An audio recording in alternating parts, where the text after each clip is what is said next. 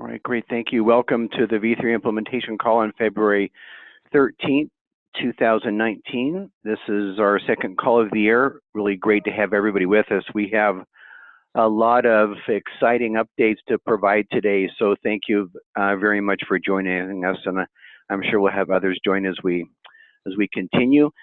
Hopefully folks can see the agenda items there on your screen. We are going to begin with Jeremy Kinsman out of the Office of EMS at NHTSA. He has another obligation that needs to run to, but wanted to go over some finalized changes to the eScene section for CARES. And I'll go ahead and bring that up for you, Jeremy, if you want to describe it as we go along. Sure, that's great, Clay. And thanks for getting me first on the agenda. I apologize. I was hoping I'd be able to stay for the whole call, but I've had several things come up this week. First, I again just want to thank everyone for their continued hard work on the version 3.5.0 standard. You know, it's really clear to Dr. Kramer and I that you all are really dedicated to improving the NEMSIS standard, and we're looking forward to the next several months as the standard is finalized and tested. For those of you who weren't on the last version 3 implementation call, I just provide a little background on the process and describe some of the challenges we face in our efforts to harmonize NEMSIS and CARES. So I mentioned some of this on the last call, but thought I'd just take some time to revisit it. So I think many of you are probably aware that CARES submitted a version 3.5.0 revision request to the NEMSIS TAC during the 6-month open request period back in 2017. And to be honest, I think the request was quite broad. So it really just stated that NEMSIS and CARES should fully align. So in comparison, I think many of the other revision requests for version 3.5 were much more detailed. So like, for example, you know, there was a request to add DEAD with resuscitative efforts to e-disposition 19. But the CARES request was quite broad, and I think that created some challenges for us down the road. So during the DMC reviews of the revision request, I think Clay did alert correctly the DMC that there could be potentially 12 element modifications to fully align with CARES.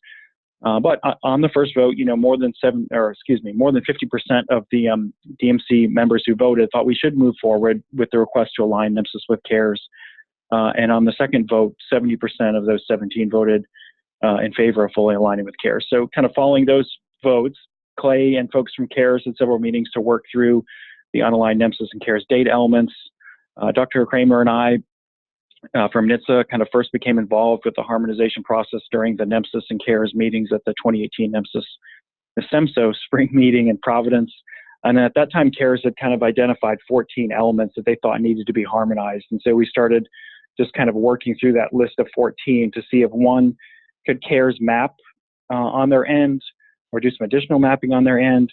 Could CARES make some changes on their end, or what changes might we need to make to the NEMSIS data standard to reach harmonization? So CARES did agree to make some changes on their end or map 7 of those 14 data elements. And so following that meeting, at the NEMSIS spring meeting, we set up a version 3.5.0 NEMSIS CARES harmonization work group. And that included folks from CARES, several state data managers, some CARES state registrars, and of course, Clay, Dr. Kramer, and myself. And our task was really to work through those 7 remaining elements for harmonization. So the group was facing some challenges. So Dr. Kramer and I offered to facilitate the group moving forward. And after that, we held 3 calls, really with the goal of kind of reducing the data burden and the burden of data entry on providers, and also ensuring that we were collecting valid and reliable cardiac arrest data. So after those calls, we came up with some changes for the ERS section, which I presented on during the previous version 3 implementation call. If folks missed that presentation or have questions, you know, please feel free to reach out to myself or Dr. Kramer. We're happy to answer your questions and address any concerns that you have. There were some other changes to the ERS section that are not related to harmonization, but were recommendations that came out of that work group. And those are also kind of detailed, I think, on that last call. What I'll present on just briefly today is one addition that we'd like to make to the eScene section I think as most folks are aware, CARES identifies the first responder agency that arrived on scene under data element number 16 in CARES, which is Fire First Responder Agency. That's currently a custom element in many EPCR products.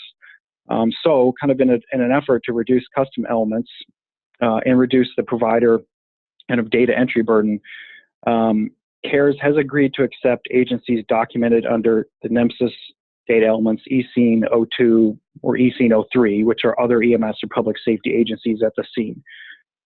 So for CARES, if eScene 02 or 03 are empty, CARES will map to a blank for Fire First Responder. And if one agency is documented under eScene 02, 03, that agency will automatically populate the Fire First Responder. I think the challenge we ran into is because under the NEMSIS standard, providers have the option to document multiple other EMS or public safety agencies at scene. So the challenge we face is what would CARES do if there were multiple other EMS or public agencies documented in the NEMSIS record?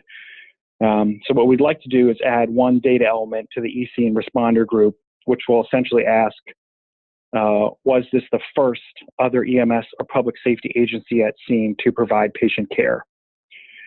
So in the event that there's more than one other EMS or public safety agency at scene, CARES will use this kind of new data element to map the first responder to provide care.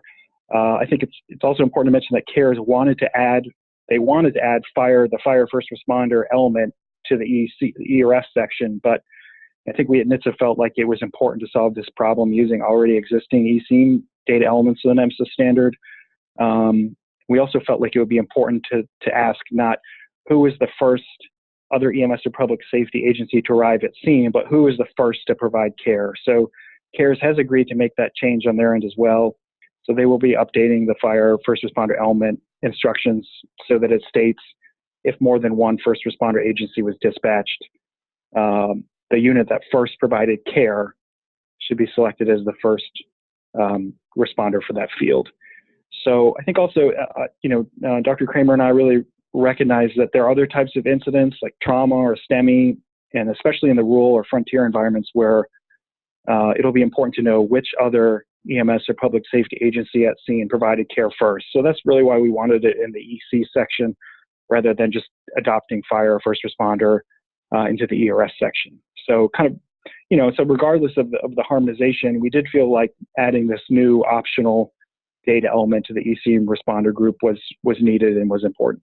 So I'll stop there because I've already been talking for too long. I don't want to take up too much time, but if folks have questions now or concerns, I'm happy to try and address them. Or of course, please give us a call, email us, let us know your questions or concerns.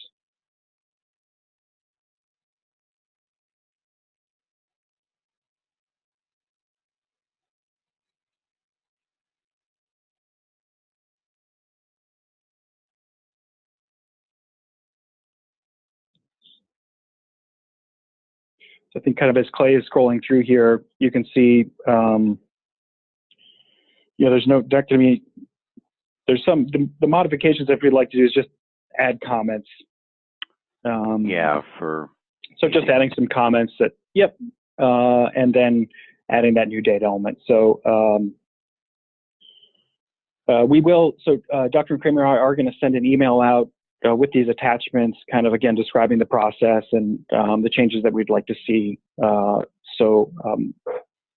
If after folks have kind of had a time to digest that, if they have questions or concerns, just please let us know.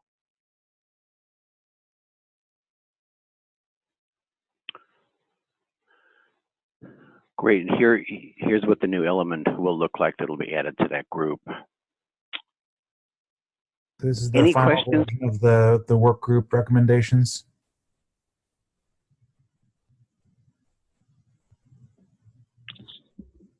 I'm sorry, what was the question? This is the final work group recommendation document then? So we had we had commented on one late last year, and I just didn't see a final one get sent out. So if there's a final one, could that be sent to people to look at? Oh, certainly. Yeah, we'll be sending out an email. I'd like to get it out this week. So be on the lookout for that. And if folks have comments or concerns, we'll be happy to answer them and kind of address the concerns and see if, folks have other ideas. We'd be happy to consider those.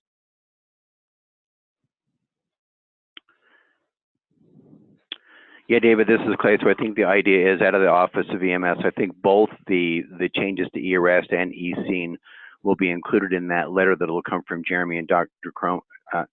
Kramer. And then if folks have other questions or don't receive that letter and want a copy of these things, just feel free to email us here at the tech and we'll get them to you over right away. Hey, Clay, this is Dan. Hey, Dan. Is there any chance you could remove the question mark from that title? It's annoying me. It's not listed on other labels. I don't know what other people think. Maybe that's just my own ADD. Yeah, Jeremy, what do you think? Does that make sense to be able to remove this? It can raise some issues programmatically. Yeah, I don't have a problem erasing the question mark. Yeah, thanks, Dan. Good comment.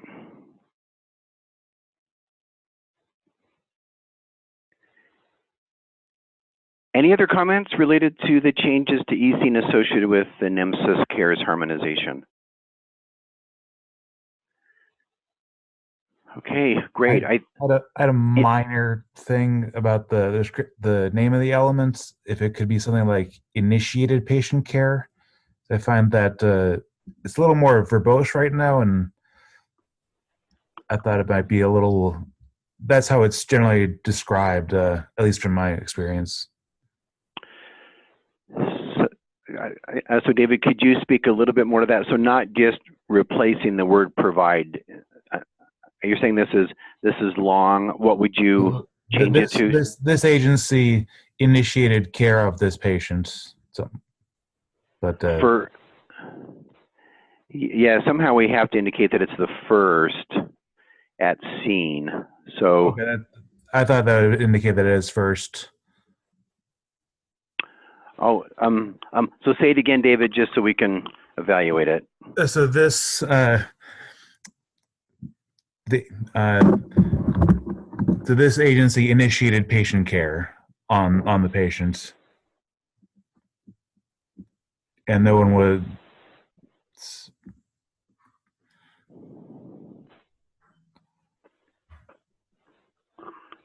Okay, we'll work on that. I think we'll see if we can shorten that a little bit. I think this is going to be a tough one to shorten, but we can take a look at it. Any other comments related to this additional element in the eScene section of NEMSIS under the eScene responder group? Note too that these remain optional, right? So states that are not participating in CARES or for some other reason feel like this is not an important element for them to collect at their state level, they can opt out.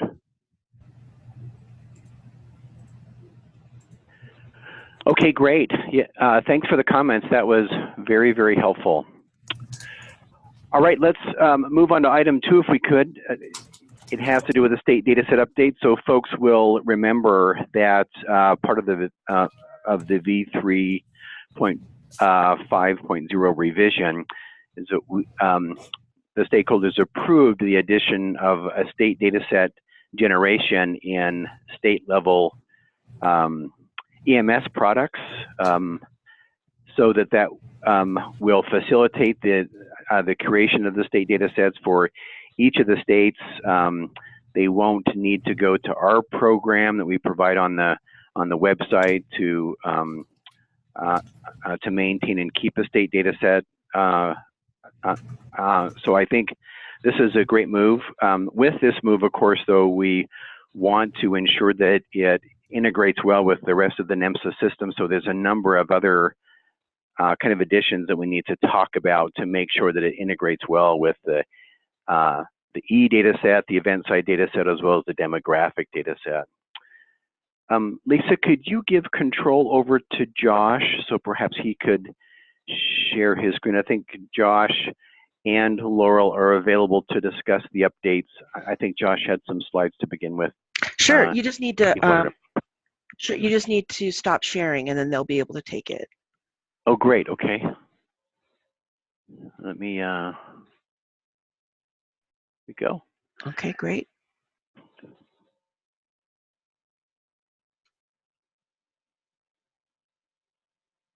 Okay, should be up. Not see, oh, there we go. Yep, now see it, Josh. Okay, great. All right. So Clay, back to you actually to kind of talk about purpose of state data set, and then I'll take it from there. Oh yeah, thank you, Josh. Yeah, I just wanted to remind folks of the purpose of the state data set, just to ensure that we're all kind of on the same page as we move forward with the revisions for 350. Really, the purpose of the state data set is threefold. There's three big advantages associated with this. One is it allows states to update their resources that are important to the NEMSIS standard only one time. So the state data set, there are a number of elements that are important to the state that if we can implement them into the demographic and events side of NEMSIS, it can really increase the efficiency of the NEMSIS standard as our providers are trying to complete a record. So for example, keeping the list of facilities up to date in your state that EMS responds to or transports patients to, those can all sit within the NEMSIS standard, and then vendors can make it very, very slick and easy for a provider to choose a destination hospital. All of the information regarding that hospital auto-fills into the system. So keeping those elements that talk about the resources available in a state up to date are very important. But you can imagine if a state had a new facility come on board, or an EMS agency quit providing care, and then they have to update that element, but somehow get that new element to be implemented in all of the different software products that are used in the field across their state, would just be a very hard thing to do. It'd be very hard to ensure that all of your products working within states are up to date at any one time. So this process allows you to update it just one time. If you have a new facility on, you want to include it into the NEMSIS standard, you make a change to your state data set. And then item 2, that flows into a central location here at the NEMSIS TAC, and any field provider can then come in, pick up that standard approach, that standard XSD structure, and can go ahead and implement it into their products that are in your state. And that's how you can assure with a one-time change to the state data set that it's made available to all the field providers within your state, all the field level software. It is a standard approach we check in compliance testing to ensure that all field level products can accept a state data set.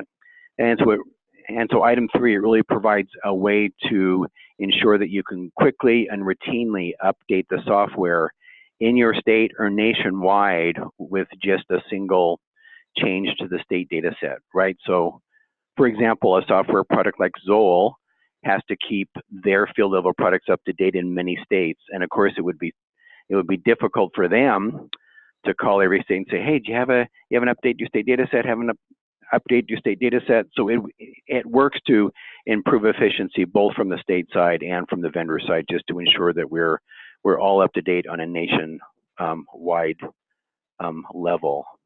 Any questions about the purpose of the state data set? Okay, thanks, Josh. Okay, so then, based on that purpose, I thought it'd be useful to just define the scope of state data set, because as we consider changes to state data set, we want to always compare them to the intended scope. The scope that I'm about to describe for state data set could change in future versions of NEMSIS based on feedback from stakeholders, from the community. The scope of state data set as it exists today is that it contains data from the state that needs to be either loaded or configured in a local EMS agency's software, so that the local software can export correct data to the state. Here's a few examples. If the state has custom data elements that they want to collect from local agencies, those agencies all need to implement those custom data elements the way that the state has defined them. So the state can include the custom element definition in their state data set. The agency software can then implement that exact definition the way the state provided it, so that when they export records to the state receives custom element data that is expected. Another example, the state says these are the data elements that we collect in our state. We give a list of data elements that's in the state data set. That allows the local EMS agency software to ensure that those particular data elements are turned on for collection in the data entry forms. Third example, the state says these are the medications that by law or administrative rule or just by recommendation, our state says that these are the meds that EMRs can administer, and these are the meds that paramedics can administer, et cetera. And so the local EMS agency software can be set up to use those medications, those codes that the state prefers to receive for the various certification or licensure levels that operate within their agency. So the state data set, that's the scope, is it contains stuff that actually impacts the configuration of a local EMS agency software. It does not contain things that are just general information about the state or how EMS happens in the state, stuff like that. It's really focused on these codes or definitions or element lists, things that need to be loaded into local software to make it export correct data to the state. Okay, so with that kind of scope outlined there, as we move from 3.4 to 3.5, we are proposing a few changes mostly at the technical level on state data set. We wanted to run those changes by all of you today, and then get feedback if there are changes that you think are ill-advised, that we should not pursue, or you have concerns about these changes, then that's what we want to hear about on the call today. So first, in terms of requirements, receive and process systems, those that are tested at that compliance level, will be tested on their ability to generate a state data set. So along with that, the NEMSIS state data set builder that's on the NEMSIS website will continue to generate 340 state data sets, and it will be retired when 340 is retired. 350 state data sets will be generated by state level receive and process systems. Along with that, then a state data set submission will become part of the standard web services process. So state level systems will be able to submit state data set through web services like they currently submit DEM and EMS data set. State data set will be validated using a national XSD, which already happened in 3.4, but also may also include a schematron schema for some additional business rule validation. So it'll be treated just like DEM data set and EMS data set. Any concerns about those requirements there?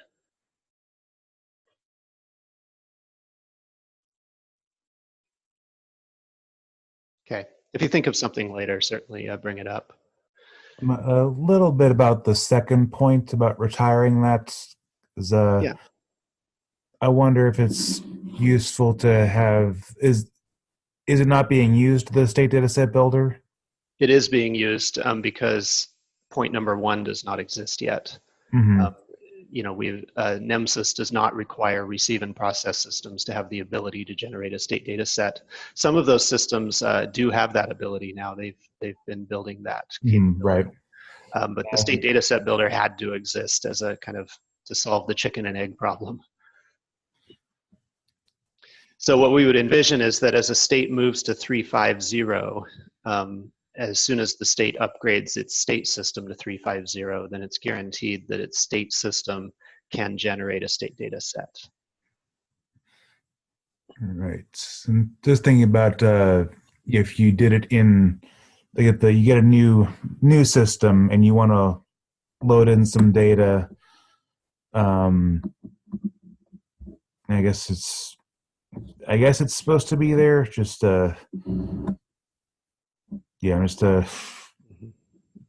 that would work. Like if you could do it in the website and then import it into the software, that seems a little more flexible. But I guess since you have that mandate above. Yeah, right. And if the software did have the ability to import state data sets, perhaps you could import a 340 state data set that you created years ago, or kept it up to date, but you've had it going all along, and then upgrade to 3.5. But yeah, we'll note that perspective. Thanks, David. The next change that we're proposing is that element numbers will change. State data set was originally built by simply picking some elements out of the DEM and EMS data set areas. And so in a state data set file, you have a mix of mostly D elements and some E elements.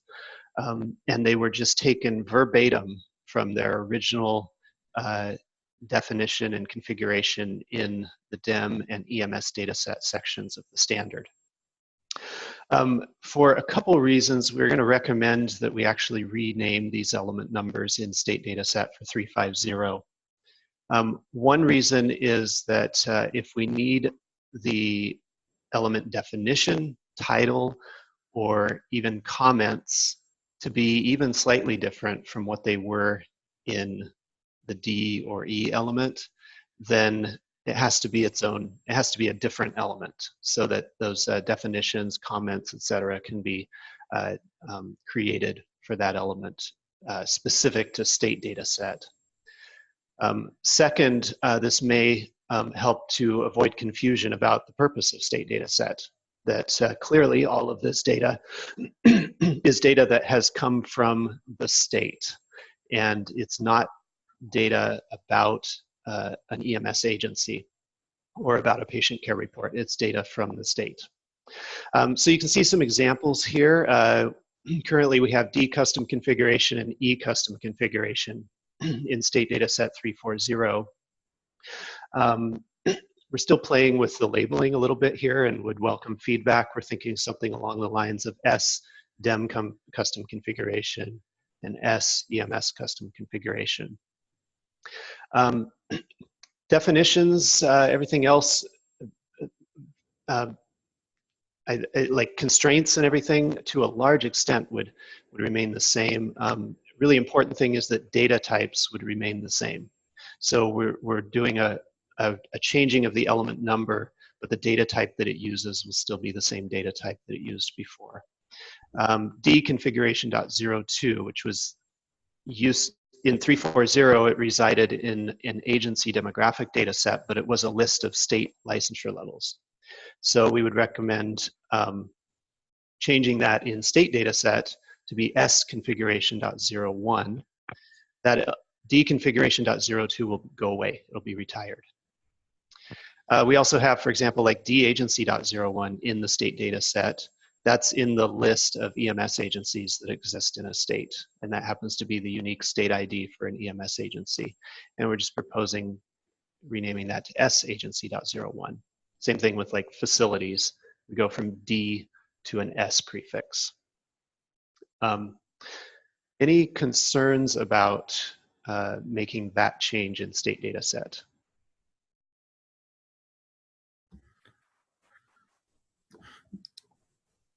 I'm wondering if hey, Josh. Oh, sorry. Good. I was wondering where you go, where I'd like you to go, which is to have a more abstract model for some of the facilities. You might get to that later, but being able to capture all of a state's facility codes, including ones that are nursing home, other state hospital, something like that, would be a huge benefit. Yeah, that is currently possible. It's just up to the state as to whether they do include those or not. I mean, as an element to say that this facility is a placeholder for a facility in Pennsylvania, even though the state data sets for Ohio. Kind of some generic facilities, like right, the placeholder codes that yeah. Are some states have done some placeholder codes, and they have been able to do that within a state data set document. So they've been able to say, type of facility is nursing home, ID is whatever, and name is out-of-state nursing home. Right. But we could programmatically do that then, though. Oh, you're saying adding an element or attribute that would indicate that this is a generic as opposed to a specific facility. Right. So we'd run through some pattern matching, and you'd have nursing home 1, 2, and 3, and then okay, didn't match any of those, so fall back to the generic code where we don't have to scan the description and know it's a generic code. It's part of the data structure. Okay, just jotting down some notes here.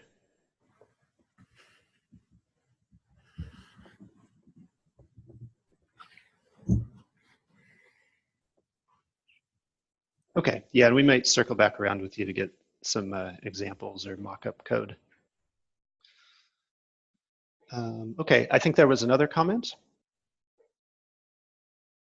Yeah, Josh, this is Jeff at the MSPIC.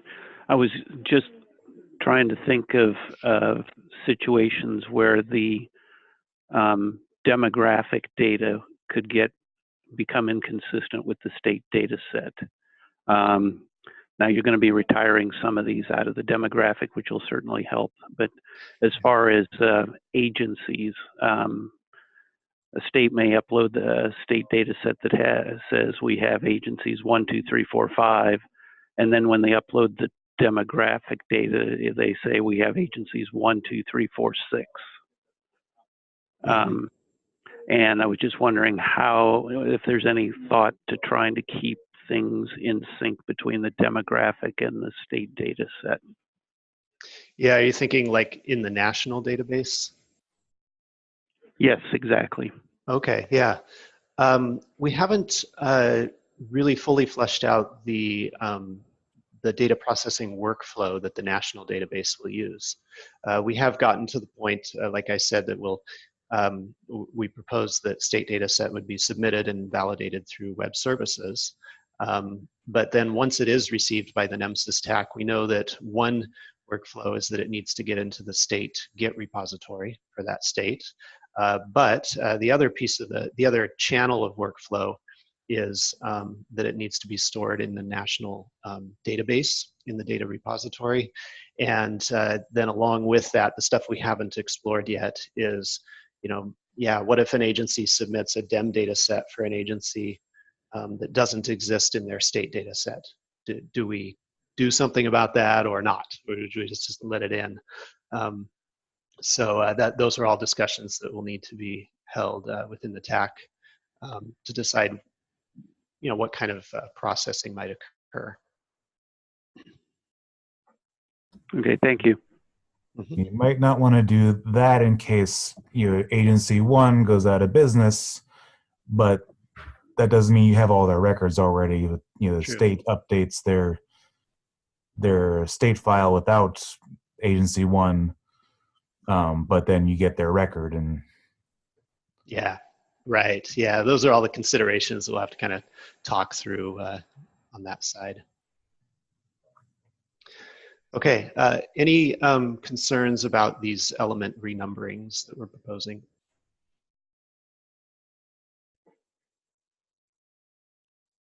Okay. I'm just going to jot down a note from Jeff's question before I forget.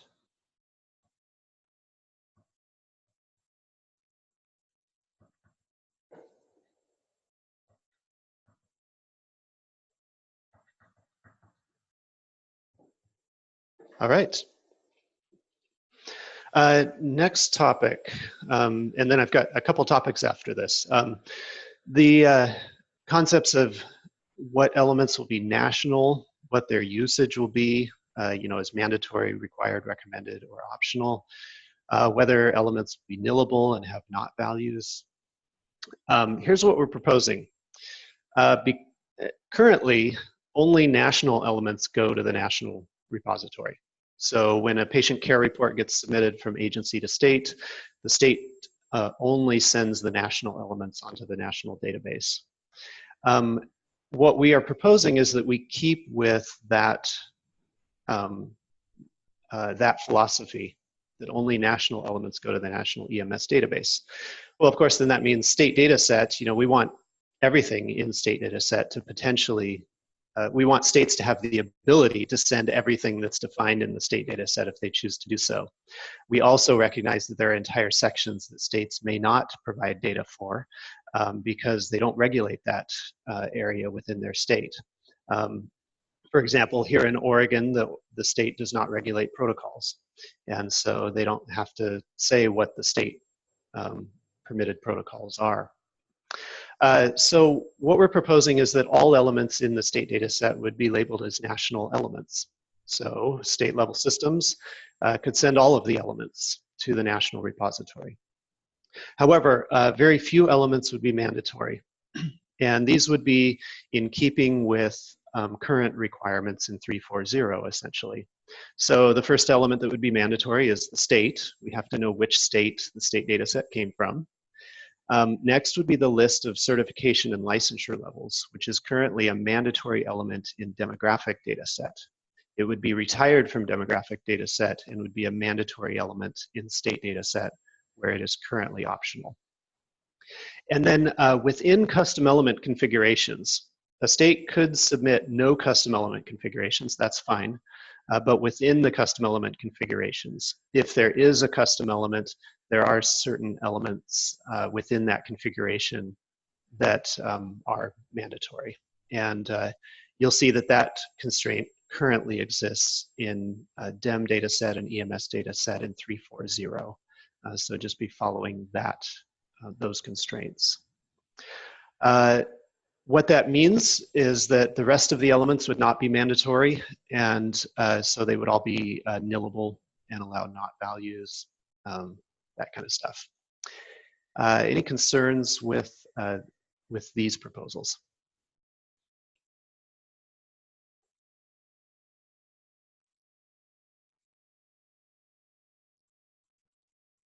Okay, so what this means is that at a minimum, a state could submit a state data set file that simply says, our state is fill in the blank, and these are the licensure levels that our state recognizes. And they could leave everything else blank. That would be the minimum. Obviously, we'll encourage that they fill in as much as is relevant to their state. Okay, next proposal has to do with timestamps. The state data set itself has a timestamp, which will be kept. Within state data set, there are two data elements, dstate.01 and estate.01. These are the list of NEMSIS elements that a state collects. They currently have a timestamp attribute on each instance. So you'll see, for example, here, you could have estate.01. And this is indicating that the state collects the data element called eresponse.01. Well, it has a timestamp on it. And if you have a list of 100 data elements that the state collects, each one of those has a timestamp. That timestamp could theoretically indicate the date and time on which the state added that element to their list of elements that they collect.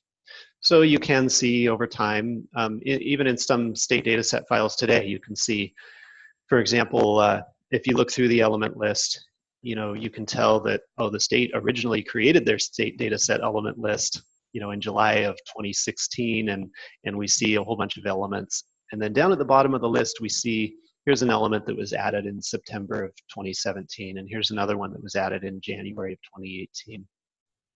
We are proposing that we remove those timestamps. One, I don't know that they've actually been, I don't know that they actually change what a local agency software system would do with the information. And number two, they are the only element in all of state data set that has a timestamp attribute. So, if an agency makes changes to their medications list or their procedure list, none of those get timestamps. Only this one element got timestamps added to it, so it seemed inconsistent to us as well.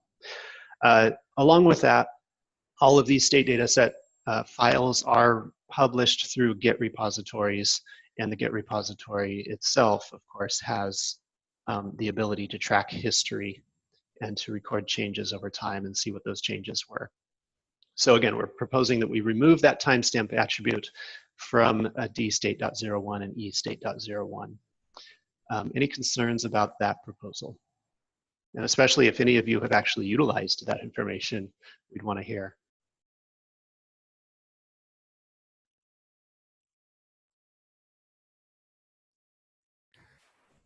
Not for those elements, but might be more interested in if they were on the other data elements, facilities and agencies, because those change over time. They do, yeah. So what we're proposing is that those changes would be, it would be the Git repository that would really help you to visualize those changes over time. Josh, don't have any concerns, but was just curious, was the reason the timestamp was there similar to like a demographic file, that if it were updated, it would know that and then bring it in?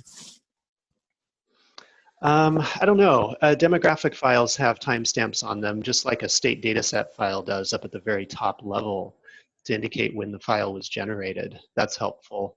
But this one, yeah, I don't know if it really would have impacted. It was hard to come up with a real good scenario for how this would be used at the local level. Okay, thanks. Mm-hmm.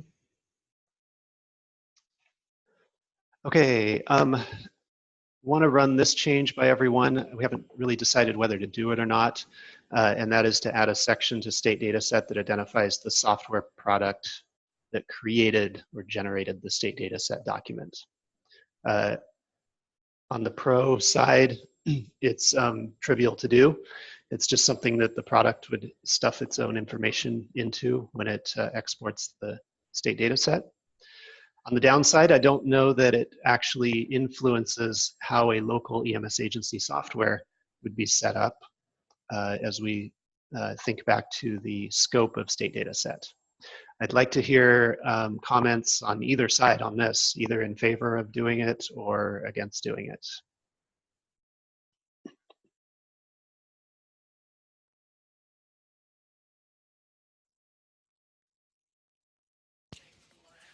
Assuming it would be something we have access to too, I could see its benefit. Okay. Can you talk about how it would help you? Well, a lot of times with dealing with different third parties, being able to differentiate if we're experiencing a particular problem with one and if it's showing up on more than one. Yeah, so what these elements would be is, again, they'd be in your state data set. So they would indicate the software product that you, the state data manager, used to generate your state data set file. Oh, okay, not necessarily what's coming into us then. Correct. Yeah, you'll still receive in your EMS records, you'll still receive that e-record section that tells you what software generated a patient care report. This is Laurel at the TAC. Hopefully everyone can hear me. Yes. I'm actually the one who requested this change, and the thought process behind it is that it would give the TAC the ability to provide better reports to the state software vendors on our end, and it would also just help us provide better customer service if we know where a file came from and how it was generated, so we can basically help you all troubleshoot problems better.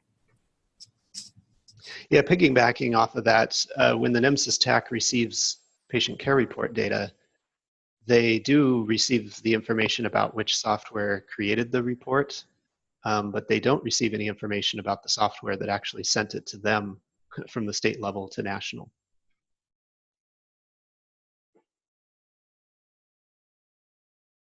This wouldn't help with that specifically, would it? Unless you're mandating that if you change repositories, then you have to submit a new state data set. Mm-hmm. Because if they change from one repository to another and just don't update the state data set, you think it's still coming from the first vendor. Correct.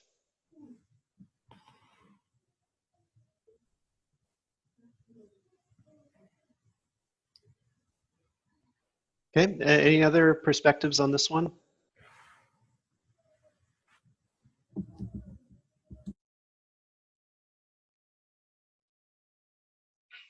Okay. All right, well then we'll keep working on that one within the NEMSIS TAC.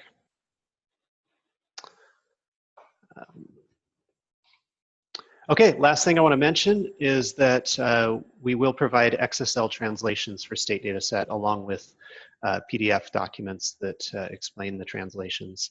So there will be a translation from 3.4 to 3.5 and from 3.5 to 3.4. We expect those to be helpful, especially for state level products that have already implemented some ability to generate state data set. So they'll be able to utilize these translation documents to really understand in detail the differences or changes between the two versions so that they can update their own software. And then also for local level software products that are receiving and that are ingesting and processing state data set files provided by states, this will give them the ability to, for example, take a 3.50 state data set and still bring it into a 3.40 system by translating it first, or vice versa. Just to allow, we know that there's always, again, that chicken and egg thing of whether the state upgrades first or the local agencies upgrade first, and these translations help to ease that transition a bit. Okay, I would just open it up to any general comments about state data set as we're working on this, these changes that I've talked about today. Maybe there's other stuff that you've been thinking about that I didn't mention. Would be welcome to hear that.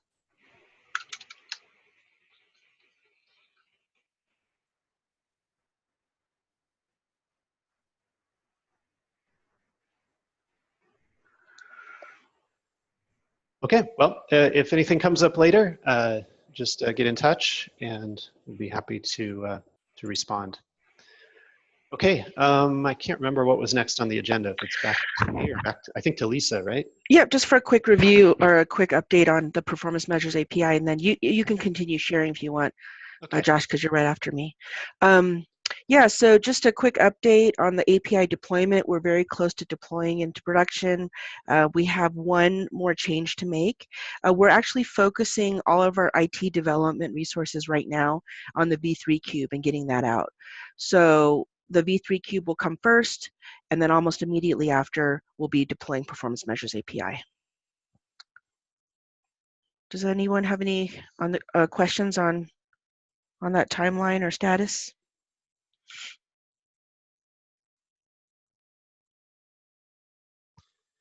Okay. And several vendors worked with me back in the fall to test a beta version of the Performance Measures API and hit it with their web service clients and gave us feedback. So that's what's being worked on right now, is just incorporating that feedback that we got from the vendors who tested, and getting pretty close at this point.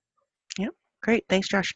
Yeah, so Josh, if you want to kind of give a demo on the Performance Measure dashboard, that'd be great. Okay, sounds good. So along with the Performance Measures API, which will be a technical product that will be consumed by vendors, and then vendors will provide the end product to their users, the visualizations, showing their users' data compared to national data on these EMS Compass performance measures. Well, the NEMSIS TAC will also publish a visualization through their Tableau dashboards.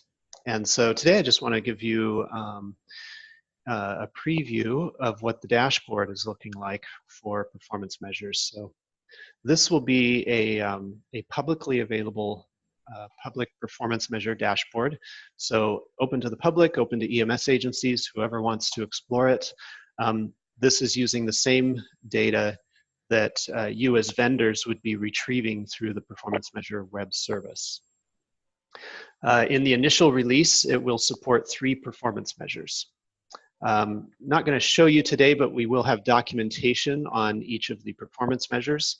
They are based on the EMS Compass definitions. And we'll have general documentation about how to use this dashboard as well. So currently, we are looking at trauma-01, pain assessment of injured patients.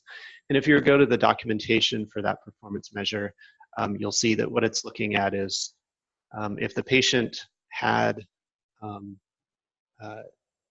injury, is there at least one pain scale recorded in the patient care report? So you'll see the overall kind of national performance right up at the top. And then you have several ways to explore this visualization and interact with it. You'll see the performance trend over time, which will always give you the 2 years plus the current year. And then you'll see various ways that you could slice and dice this data. You can do it geographically, by urbanicity, agency organization status or organizational type, patient contact volume, and level of care.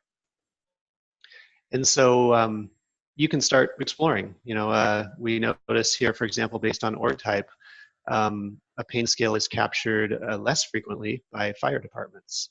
We might say, well, yeah, maybe fire departments represent more of the first response scenario. They get on scene and then the ambulance shows up right after them and the ambulance gets the pain score.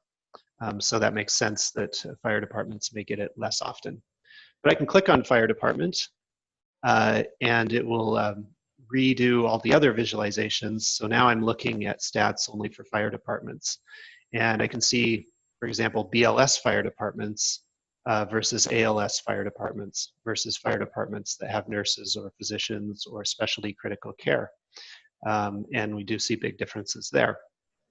I can also see fire departments that are volunteer, non-volunteer, or mixed. And see, this is quite interesting to me that the volunteer fire departments do a better job than the non-volunteer fire departments at capturing pain scores. But we can drill into those. You know, we can look at specifically at ALS fire departments and run the comparisons here. We can look across the country at different regions of the country, look at urban versus rural, etc. So that's what this public dashboard will look like for people to explore these performance measures. Take a look at seizure.01 is blood glucose evaluation. And I've still got my filters on here, so I'm still looking at fire departments that are ALS and can see that trend over time. Or stroke-01. Oh, Clay, did you have something? Yeah, just a quick comment. I might also share the stratification variables that Josh is showing.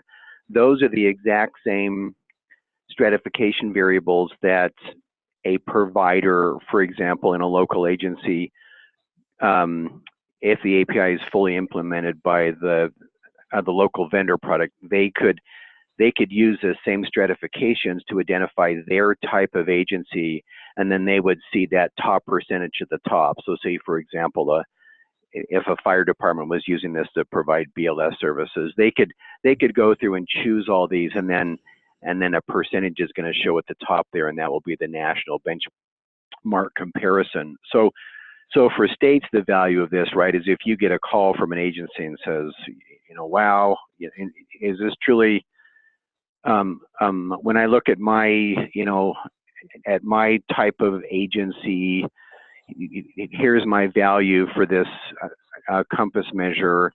Is that right? You know, you'd be able to click through and produce the exact same value.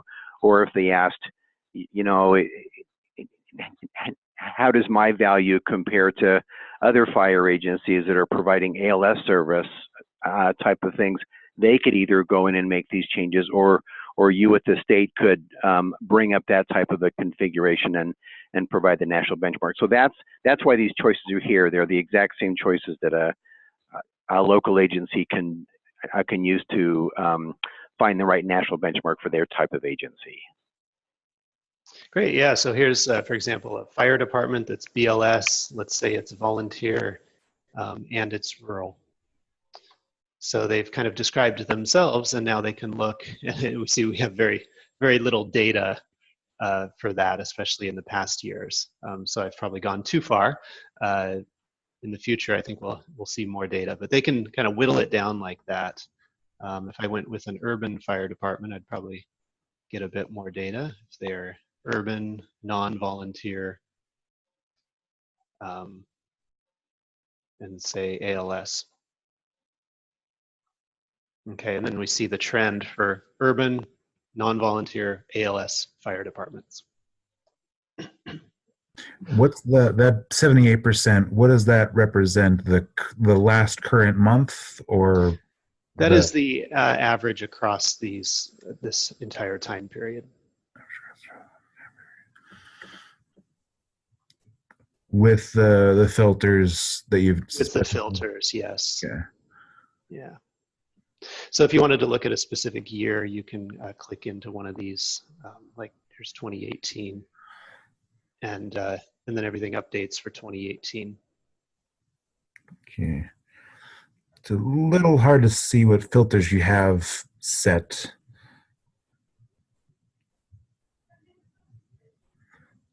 So all these with a yellow background. Right. If you had like you can't see them all at once. Okay, so you're proposing like a list up at the top here that says you've filtered on the following. Yeah, and maybe a little clearer label of that percentage, that 78%.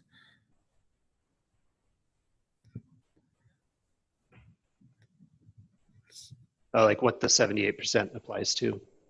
Right. I just have the disconnect feeling about it. Like this is the average of these 3 years with all the filters that are applied. Mm-hmm. Yeah, and that's what all the percentages down here are, is I haven't filtered on time, so that is not part of the filter. I have filtered on these other things, and so that's what each of these percentages represents, is like that's the one for urban non-volunteer fire departments in the Midwest across all 2 clusters. Right. Yeah. Okay, Josh, yes. This is a dashboard visualization, but has any thought been given to if some user of this wanted to export it in another format, like an Excel spreadsheet or something like that? Yeah, that should be available. Let's see. Yeah, there will be a download button. Then they can bring down like a crosstab or the data for that. Okay, great. Let's see, so that was blood glucose. The other one we have is stroke. So suspected strokes. In other words, we had a primary or secondary impression of stroke. Did they have a stroke assessment done? And then you can look through the details there. I'll mention that during the rest of 2019, the NEMSIS TAC will be building out additional performance measures. So once they get started, they'll kind of be adding them one at a time throughout the rest of this year. And as they become available, they will become available simultaneously in the performance measures web service and in this dashboard visualization here. So by the end of this year, we should have a good number of performance measures. All right, well, that does it for the demonstration of the dashboard. Any other questions, comments, recommendations?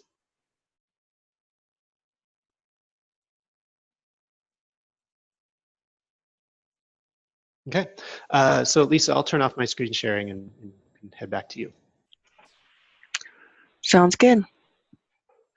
Okay, great. And I'll go ahead and take it back if that's okay, Lisa. All right, so just a couple of more items to just discuss here briefly. Just wanted to let folks know that we're drawing near the completion of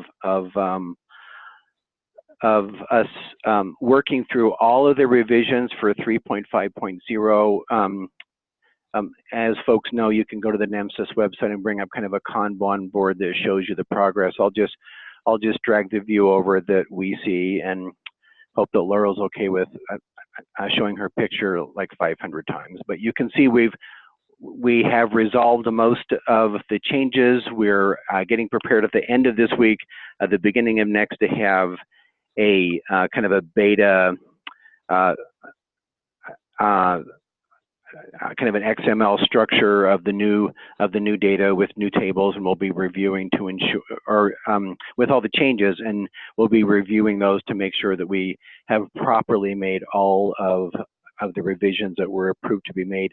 I'll just mention here, you can see here that there are lots still kind of in the backlog associated with Josh's work, and that is because we're just now going to begin the work to make changes to the schematron process and to the business rules for those requested changes that have been made. So I wanted to throw that out there. If you are a state or a vendor and you're seeing some issue associated with a specific business rule or with the schematron file as a whole or some part of it, if you would get those comments to us in the next week or so, we'd love to have those to ensure that they are part of the revision of the schematron file or the individual business rules that will be associated with the national V35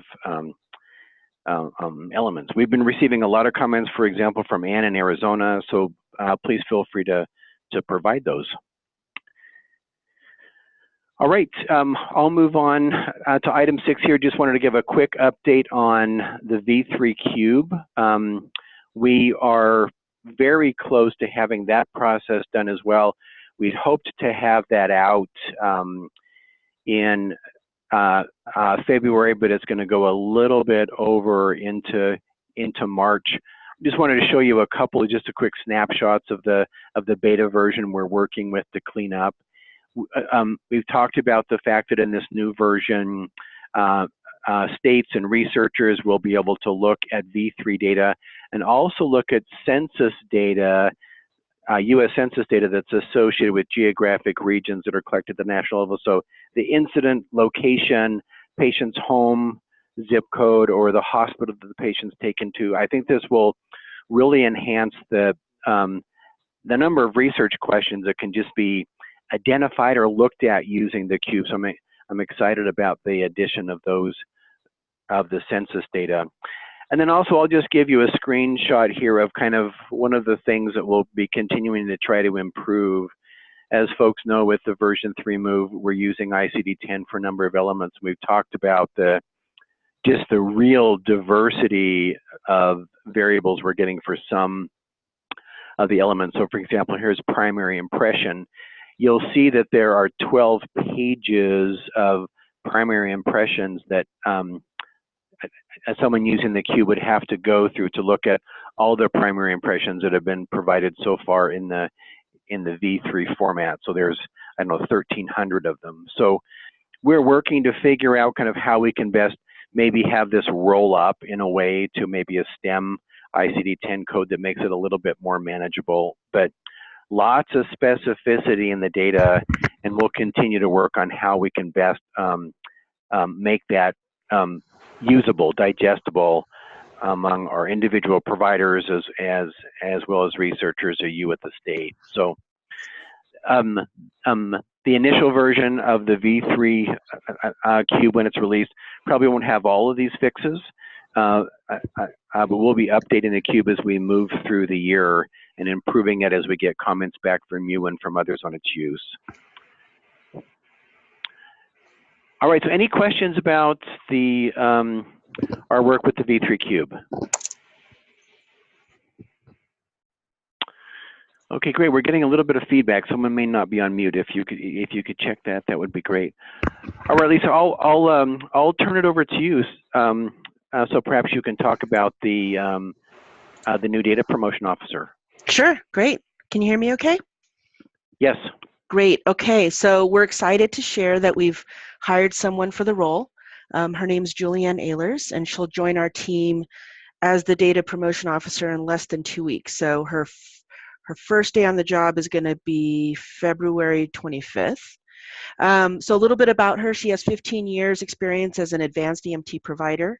She has many, many years of experience as an instructor and educator in emergency management.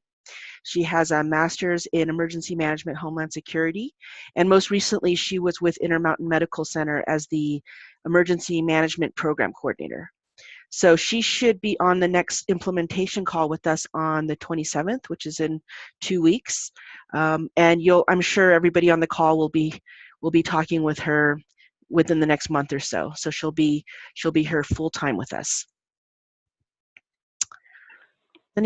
Anyone have any comments or questions? Yeah, Lisa, thank you for that description. Yeah. So just to kind of share a little bit of our thought processes here. So we've tried to really expand the number of people that are helping to provide kind of services either to the state or to the local providers. So we're trying to build a model where you as a state or our providers could contact anyone here at the TAC, and then we will kind of direct that person to the TAC member who has the experience and the responsibility to take on that role. So most of the state folks know that Monet, i.e. Nacho, has been contacting them, seeing if we can provide some help with them in regards to anything related to NEMSIS. This position will really try to promote use of the data, right? So this Julianne will really concentrate on seeing if we can improve the services that we're providing to you that demonstrate how to use the data or applications of the data that have been very successful to help you to be able to better inform your state representatives or your providers. And then also we'd like Julianne to be able to reach down to the individual providers and provide maybe a YouTube channel that just talks about the latest research that's coming out using the data set, always promoting the idea that this data is rich and useful because of the daily work that they do. So she'll try to bring a really new accent, new emphasis to the use of the data here, and so I think that will be incredibly valuable, both at the state level and at the vendor level, and I think at the provider level as well. All right, and speaking of that, I'm just going to share something just real quickly. I just I know that perhaps we don't have as many opportunities as we could, and maybe this will be a great reason why it'll be valuable to have Julianne on. So I just wanted to just briefly share just 2 articles that have come out just in the last 2 weeks. One in JAMA, one in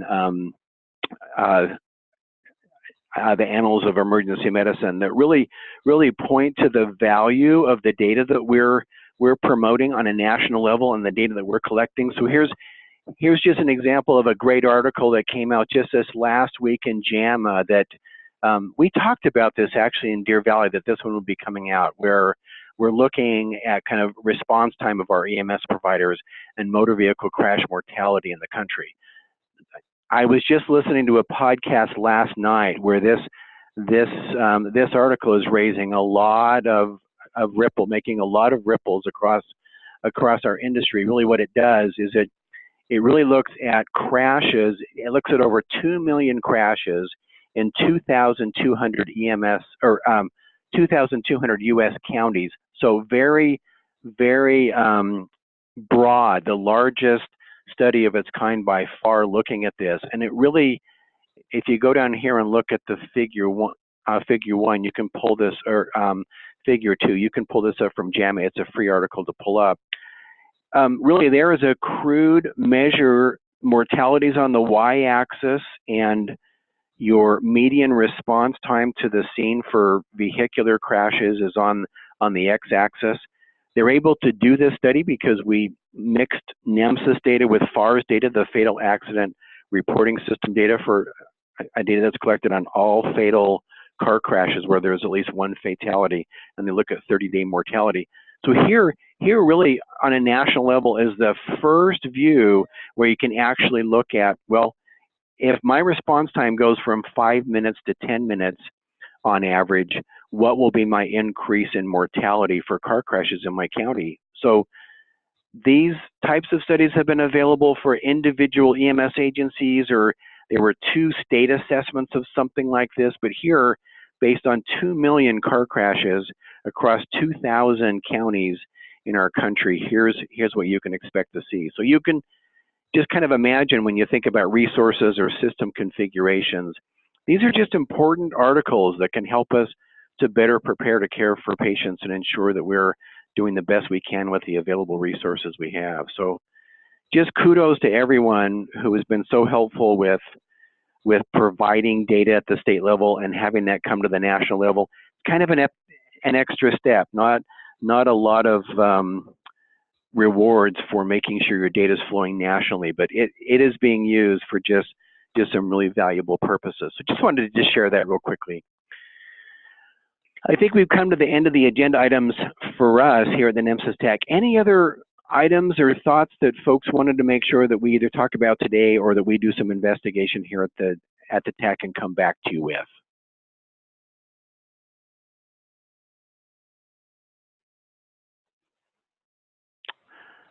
All right, well, if you think of anything, please feel free to contact anybody here at the NEMSIS TAC. We'd love to hear from you, be able to help you with any of the issues you have associated with version 3 of the NEMSIS standard, or use of the data, anything we can do. And we look forward to introducing Julianne to all of you folks over the next couple of weeks and months.